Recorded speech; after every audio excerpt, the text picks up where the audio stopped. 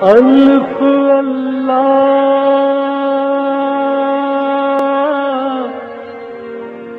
چمبے دی بوٹی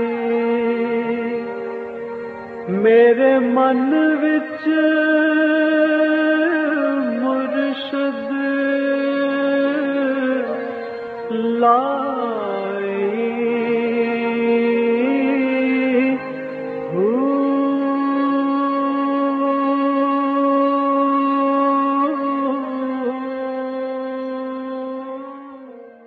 بسم اللہ الرحمن الرحیم۔ السلام علیکم پریام المرشد، اور میں ہوں منور عتیق۔ ناظرین محترم، آپ کے سوالات ہیں اور رہنمائی کے لیے ہمارے ساتھ موجود ہیں ہمارے بہت ہی محترم جناب حضرت امیر محمد اکرم عوان صاحب۔ آپ سلسلہ نقشبندی اویسیہ کے شیخ ہیں، مترجم قرآن ہیں، مفکر قرآن ہیں، شاعر ہیں، ادیب ہیں، بہت سے حوالے ہیں آپ کے تعارف کے۔ حضرت جی بہت شکریہ آپ نے وقت دیا۔ حضرت جی پہلا سوال پروگرام میں شامل کرتے ہیں وقار لاہور سے۔ یہ کہتے ہیں اگر کسی سے معافی مانگ لی جائے اور وہ سب کے سامنے معاف بھی کر دے مگر پھر بھی ناراضگی دل میں رکھے تو اس کے ساتھ کیسا اخلاق اور کیسا رویہ رکھنا چاہیے؟ الحمدللہ رب العالمین والصلاة والسلام علی حبیبہ محمد وآلہ وصحبہ اجمعین۔ اعوذ باللہ من الشیطان الرجیم، بسم اللہ الرحمن الرحیم۔ آپ نے معافی مانگ لی، اگلے نے معاف بھی کر دیا، اللہ اسے قبول فرمائے۔ ٹھیک ہے، اب آپ اس کے ساتھ حسن سلوک کریں، اس کا احترام کریں اور اچھا سلوک رکھیں۔ آپ اس بات کے مکلف نہیں ہیں کہ اس کے دل میں کیا ہے، وہ جانے، وہ اس کا پروردگار جانے۔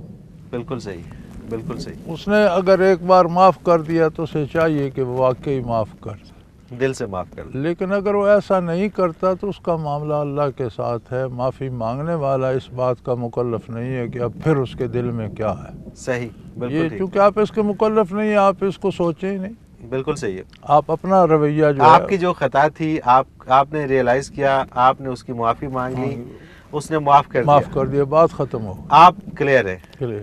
اب وہ اگلے کی ثواب دید ہے، آپ وہ دل کے مکلف نہیں نہیں ہے۔ بالکل ٹھیک۔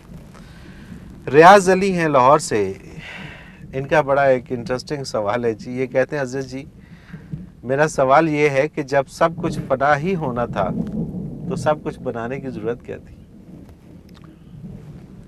گزارش یہ ہے کہ ہم ایسے سوال اس وقت کرتے ہیں جب ہمیں عظمت الہی کا ادراک نہیں ہوتا۔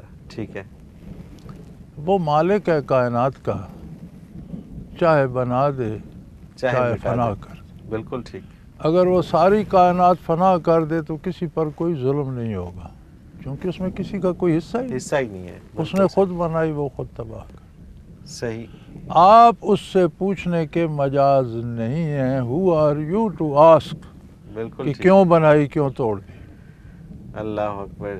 ایک بندہ اپنی ایک کوٹھی بناتا ہے، کروڑ روپیہ لگاتا ہے، دوسرے دن بلڈوزر لگا کے صاف کر دے۔ who are you to ask؟ کوئی بھی نہیں پوچھ سکتا، اس کی اپنی مرضی، بنا لی، گرا دی۔ گرا دی تو وہ مالک ہے، اس نے بنا دی، فنا کر دے تو کوئی پوچھ نہیں سکتا۔ لیکن بات ایسی نہیں ہے، یہ سب کچھ فنا نہیں ہوگا، کچھ فنا ہوگا، اور جو جس کے لیے بنایا گیا وہ ہمیشہ باقی رہے گا۔ بالکل ٹھیک ہے۔ فنا ہوگی یہ دنیا، معافیہ، دنیا کی چیزیں، دنیا کی دکھ سکھ، ہر چیز فنا ہوگی۔ صحیح، زندگی نئی شروع ہو جائے گی۔ آخرت میں پھر بڑا سامان بنا ہوا ہے جس نے ہمیشہ رہنا ہے۔ بالکل ٹھیک، بالکل ٹھیک۔ آپ یہ فنا بقا کو چھوڑیں، آپ یہ فکر کریں کہ آپ کس شعبے میں جا رہے ہیں۔ دو ہی شعبے ہیں، اللہ کے پسندیدہ لوگوں کا اور اللہ کے نافرمانوں کا۔ صحیح، بالکل ٹھیک۔ وہ کریم ہے، آدمی 100 سال کا مشرک کو توبہ کر لے، وہ 100 سال کا شرک معاف کر دیتا ہے، توبہ قبول کر لیتا ہے، وہ ولی ہو سکتا ہے، نیک ہو سکتا ہے کہ نہیں؟ 1000 جرموں کے باوجود ہر شخص کو صحت، روزی، بہت نعمتیں دے رہا ہے۔ 10 کھرب سیل ہیں ایک وجود میں، وہ ایک ایک سیل کو پال رہا ہے۔ بالکل صحیح۔ اور اتنا وسیع نظام ہے اس کا کہ ایک ایک ذرے میں آپ گن سکتے ہیں یہاں کتنے دن کی؟ سوال ہی پیدا کرتا ہے۔ اور ہر تنکے میں ایک سیل ہے، ہر تنکے مطلب میں ایک سیلز ہیں، سیل، لاکھوں کروڑوں اربوں ہر سیلز ہیں۔ ذرے میں جان ہے۔ جان ہے، بالکل ٹھیک، آپ نے ایک ذرہ پھاڑا تو ایٹم بم نے تباہی مچا دی۔ بالکل ٹھیک، بالکل صحیح۔ وہ قادر مطلق اگر ذرے پھاڑ دے، اللہ اکبر، تو کیا باقی ہے؟ آسمان بھی اڑ جائیں گے، سورج ستارے ہر بھی چیز، اڑ جائیں ہر گے، چیز۔ اتنا بڑا حادثہ، ہم تو بیٹھے ہی اس بارود پہ ہیں۔ بالکل صحیح، بالکل صحیح، ہاں جی، اللہ اکبر۔ تو یہ دنیا اس نے بتایا کہ یہ تمہارے لیے تجربہ گاہ ہے۔ خلق لکم ما فی الارض جمیعا، زمین تمام ستاروں سیاروں کی توجہ کا مرکز ہے۔ صحیح، زمین پر اس سے جو کچھ بنتا ہے وہ تمہارے لیے ہے، تم میرے لیے ہو، میرے بنتے ہو یا نہیں۔ اللہ اکبر، بالکل ٹھیک ہے، تو بالکل پھر ٹھیک۔ یہ سب ختم نہیں ہوگا، یہ ختم ہوگا اور حقیقی دنیا شروع ہوگی۔ شروع ہو جائے گی۔ یہ عارضی ہے، وقتی ہے، ابدی شروع ہو جائے گی۔ فکر اس بات کی کرنی چاہیے کہ وہاں دو خانے، دو جماعتیں، دو طبقے ہیں، اللہ کا سزا یافتہ اور اللہ کا انعام یافتہ۔ نام یافتہ، کوشش کریں انعام انعام یافتہ یافتہ طبقے میں طبقے اللہ میں۔ لے جائے۔ سبحان اللہ۔ اللہ آپ پر بھی رحم فرمائے، ہم پر بھی رحم فرمائے، اور اللہ تمام اکبر۔ ایمان والوں پہ رحم فرمائے۔ اور یہ یقین کر لیں کہ یہ فنا نہیں ہونا ہے، بلکہ آپ نے ان دو طبقوں میں سے کسی ایک طبقے ایک میں جانا ہے، اس کی یہ موت ایک نئی جی ہاں، زندگی کی ابتدا ہے۔ ابتدا ہے، اور اس کے لیے آج سے جو عمل آپ کریں گے وہی اس کا نتیجہ ہوگا۔ عزیز جی، اگلا سوال شامل کرتے ہیں۔ سردار بلال قیوم ایڈوکیٹ ہیں راولپنڈی سے، یہ کہتے ہیں حضرت جی قبر میں عذاب ہوگا، جبکہ حساب کتاب تو قیامت کو ہونا ہے، پھر حساب قبر کیسا؟ گزارش یہ ہے کہ دنیا سے جتنے بندے آج تک گئے ہیں وہ قیامت کے انتظار میں ہیں۔ ٹھیک ہے، کہاں ہیں؟ آخرت اور دنیا کے درمیان۔ درمیان، ٹھیک، جس نے قبر میں دفن کیا وہ قبر میں ہے، جس نے جلا دیا وہ بھی اسی برزخ میں ہے، جسے درندے کھا گئے وہ بھی اسی برزخ میں ہے، جو سمندروں میں ڈوب گئے، مچھلیاں کھا گئیں، وہ بھی برزخ میں پہنچ گئے۔ ٹھیک ہے، اب برزخ قیامت تک ایک انتظار گاہ ہے۔ ٹھیک ہے، آپ جاتے ہیں کسی شہر میں، ایک وی آئی پی جاتا ہے، اس کے لیے ریسٹ ہاؤس ہے۔ ٹھیک ہے، اسی شہر میں ایک امیر آدمی جاتا ہے، وہ 1 کلاس ہوٹل بک کرا لیتا ہے۔ غریب جاتا ہے، وہ عام سے ہوٹل میں رہ لیتا ہے۔ کوئی ایسا بھی جاتا ہے جو ریلوے اسٹیشن پر چادر تان کر سو جاتا ہے۔ بالکل ایسے ہی، کچھ ایسے جاتے ہیں یہاں سے مجرم کو ہائی کورٹ میں پیش کرنے کے لیے اسے حوالات میں بند کر۔ ٹھیک ہے، تو یہ ویٹنگ روم ہے، جس سٹیٹس کا بندہ جاتا ہے ایسی اسے وہاں جگہ مل جاتی ہے۔ بالکل ٹھیک ہے، لیکن یہ فیصلہ کہاں پہ ہو جاتا ہے کہ اس کا سٹیٹس کیا ہے؟ وہ تو اللہ کریم کا فیصلہ ہے، وہ ہر شے جانتا ہے، اسے کچھ جاننے کی ضرورت نہیں۔ پھر بھی جب برزخ میں داخل ہوتا ہے تو اتمام حجت کے لیے فرشتوں سے کہتا ہے اس لیے پوچھ لو اچھا، تمہارا اللہ کون تھا، ماں ربوں کا، کس نے تمہیں پیدا کیا، کس نے تمہیں پالا، کس نے تمہیں کون تھا، مطلب ایک چھوٹا سا امتحان وہیں پہ ہو جاتا ہے۔ من نبیوں کا، تمہارا نبی کون تھا، ماں ٹھیک ہے۔ دینو، تم کس دین پر موت آئی تمہاری۔ صحیح، صحیح، تو یہ پڑتال اس کے داخل ہوتی ہی ہو جاتی ہے اور پتہ چل جاتا ہے۔ اب اگر وہ مجرم ہے تو جس درجے کا مجرم ہے اس درجے کی حوالات ہے، اسے عذاب قبر کہتے ہیں۔ بالکل ٹھیک بات ہے، بالکل ٹھیک۔ وہ لوگ بھی ہیں جو قبروں میں شہنشاہوں کی زندگی گزار رہے ہیں۔ اور پھر دیکھیے یہ تو ایک بڑا بنیادی سا فرق ہے کہ اللہ تعالیٰ تو ہر ایک چیز جانتا ہے، اسے پوچھنے کی ضرورت نہیں، بلکہ تو قرآن کریم میں اکثر آتا ہے کہ تمہیں تمہارے جرموں کو بتایا جائے گا، جو تمہیں بھی یاد نہیں ہوگی، جو تمہیں بھی یاد نہیں ہے۔ بالکل صحیح بات۔ تو بات یہ ہے کہ اب جو ویٹنگ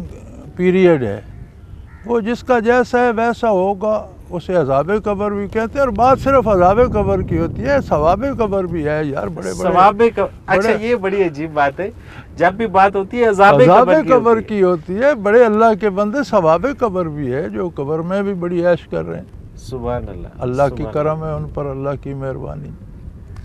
یعنی کہ برزخ میں وہ لوگ عیش و عشرت سے رہ بھائی رہے ہیں۔ ویٹنگ روم ہے، جیسا بندہ ہے ایسی انتظار گاہ ہے، قیامت تک رہے گی۔ سبحان اللہ، قیامت کو سبحان پھر کھڑا کر کے حساب اس لیے کیا جائے گا کہ اس بندے کو کوئی اعتراض نہ رہے کہ میرے ساتھ زیادتی ہوئی، اللہ تو جانتے ہیں۔ جانتا ہے، بالکل صحیح بات، بالکل ٹھیک بات۔ حضرت جی اگلا سوال ہے عصمت اللہ ڈیرہ اسماعیل خان سے، یہ کہتے ہیں کہ پرائز بانڈ رکھنا جائز ہے یا نہیں؟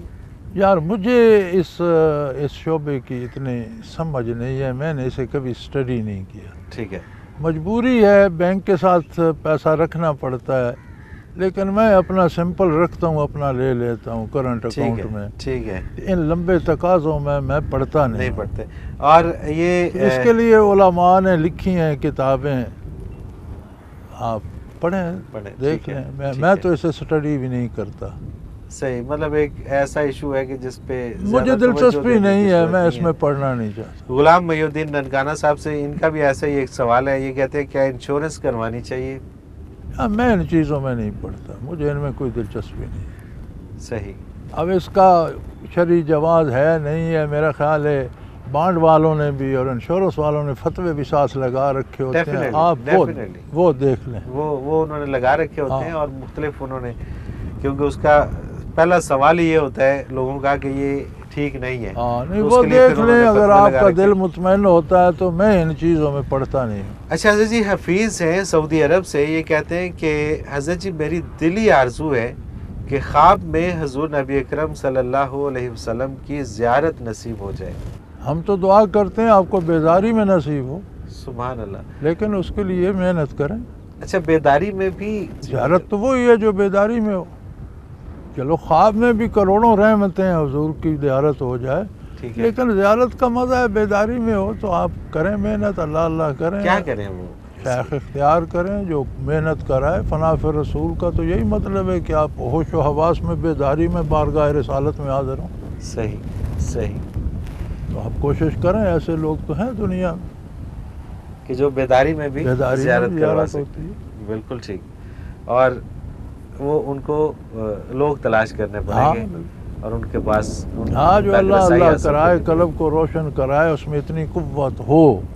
بالکل ٹھیک، تصوف میں شیخ کہتے اس کو ہیں جو بیداری میں آپ کو بارگاہ رسالت میں لے جا کر زیارت کرا سکے، اگر نہیں کرا سکتا تو وہ شیخ شیخ نہیں ہے، نہیں۔ کہلانے کا مستحق نہیں ہے نہیں ہے، بالکل صحیح، بالکل صحیح، صوفیاء کے نزدیک۔ سبحان اللہ، سبحان اللہ۔ ان کا تو مسئلہ پھر حل ہو گیا نا جی۔ واقعی کوئی یہ شیخ تو تلاش اگر کریں ان کو اور واقعی دلی آرزو ہے تو پھر انہیں یہ محنت آرزو کریں۔ ہم تو دعا کرتے ہیں اللہ آپ کو بیداری میں بیداری میں زیارت نصیب فرمائے۔ حضرت جی ایک بریک پہ جانا ہے، اور ناظرین محترم اگر آپ بھی اس پروگرام میں شامل ہونا چاہیں تو اسکرین پہ ہمارا نمبر موجود ہے، نوٹ فرما لیجئے 033349555021، اور اسی طرح سے اگر ہمیں میل کرنا چاہیں تو ای میل ایڈریس اسکرین پہ موجود ہے questions@almurshid.tv۔ اس پہ اپنا کوئی بھی سوال ہو ہمیں بھیجیے، ہم رہنمائی لیں گے حضرت جی سے۔ ایک مختصر کمرشل بریک، اس کے بعد حاضر ہوتے ہیں، ہمارے ساتھ رہیے گا۔